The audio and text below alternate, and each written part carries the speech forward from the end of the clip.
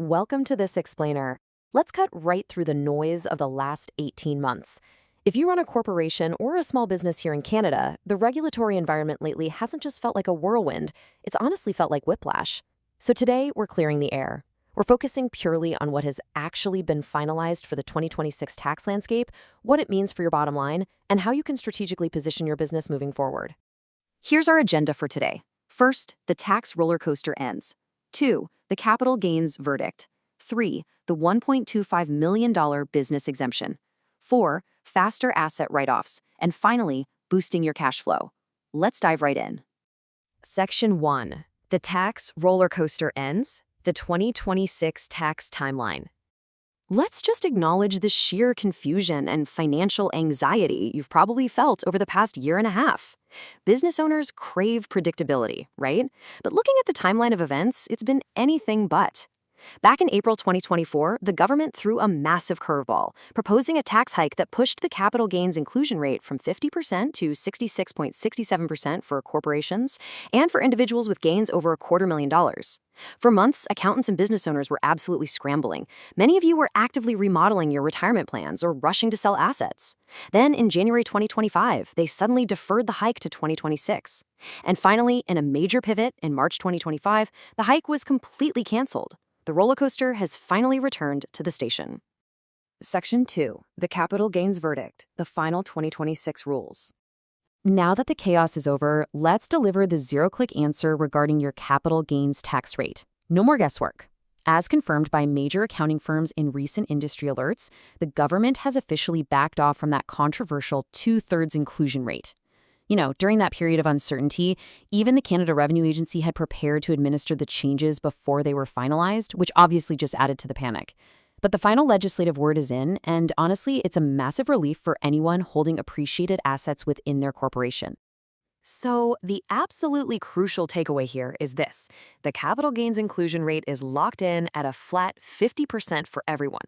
Whether you're selling a secondary property, cashing out investments, or selling corporate assets, only half of your capital gain is taxable. Period. You do not need to rush to sell your assets just to beat some ticking tax clock. Stability has actually returned to this part of the tax code, and that feared tax hike is officially dead. Section 3. The $1.25 million business exemption tax-free exit shelter. While the bad news was canceled, the government actually kept some incredible news for business owners looking to sell. This is, without a doubt, the most critical update for those of you eyeing retirement or an exit strategy in the next few years. The lifetime capital gains exemption has been permanently increased to $1.25 million. This applies to the sale of qualified small business corporation shares, as well as qualified farming and fishing properties. What this means in plain English is that if you sell your business in 2025 or 2026, the first $1.25 million of profit can be completely sheltered from tax. Plus, and this is a really fantastic detail, starting in 2026, this limit will be indexed to inflation, so it's literally going to keep growing. Think about the shift here. Under the old fears, business owners were panic selling purely out of FOMO. Imagine building a company for 20 years, pouring your blood, sweat, and tears into it, only to fire sale it because you thought the government was about to take a 2/3 cut of your gains. But the new reality, it's vastly different. Today, you can hold your business calmly. You can wait for the perfect buyer, the right market conditions, and the absolute ideal valuation, knowing you have a massive $1.25 million tax-free shelter waiting for you whenever you are truly ready. Section 4. Faster asset write-offs, lower taxable income. Now that we know your business sale is protected at the finish line, let's pivot to a major update for your day-to-day operations and how you can keep more money in your pocket this year. The 2025 budget introduced some highly beneficial changes to how you handle business expenses. To understand this, we need to talk about capital cost allowance, or CCA. Now, instead of treating this like some dry, boring accounting term, I want you to think of CCA as the ultimate tool for recovering the cost of your business upgrades quickly. Usually, when you buy a large asset, you have to deduct its costs slowly over many, many years. But the new rules have absolutely turbocharged this process. Under the expanded CCA rules, investing in your business has literally never been more tax efficient. Listen to this. If you buy productivity-enhancing digital assets, like new software or computer systems, you now get a 100% full write-off in the exact year you purchase it. That's huge. If you're investing in manufacturing and processing buildings, you get immediate expensing. And if you're buying clean energy equipment or zero-emission vehicles, you benefit from accelerated write-offs.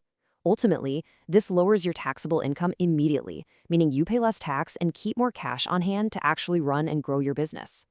Section 5. Boosting your cash flow. Actionable steps. Okay, so what's really interesting about all this information is how we can synthesize it into an immediate, actionable playbook. Because understanding the tax code is great, but applying it to generate actual cash flow, that is where the real value lies. To boost your cash flow today, here are the exact steps you need to follow. First, sit down with your accountant and review your upcoming capital expenditures to check for CCA eligibility. Second, if it makes business sense, purchase those qualifying assets now, especially digital tools and software, to immediately drop your current tax bill. And third, and this one is absolutely crucial for the long game, work with your advisors to purify your corporate shares. This basically means ensuring your business doesn't hold too much passive cash or investments, so it perfectly meets the qualified small business corporation tests. You have to do this well in advance so that when you do eventually sell, that $1.25 million tax-free exemption is fully protected and locked in. So the legislative roller coaster has finally stopped, and the rules of the game are actually set. We've got a stable 50% capital gains rate, a massive $1.25 million tax-free exit shelter, and incredible incentives to invest in your business's technology and infrastructure today. The tax code is finally offering stability and some massive shelters for those who are paying attention. So the real question is, if the government is basically offering to subsidize your company's growth and eventual sale, what is stopping you from scaling your business today? Take these insights straight to your financial team. Thank you so much for joining me on this explainer, and I'll catch you next time.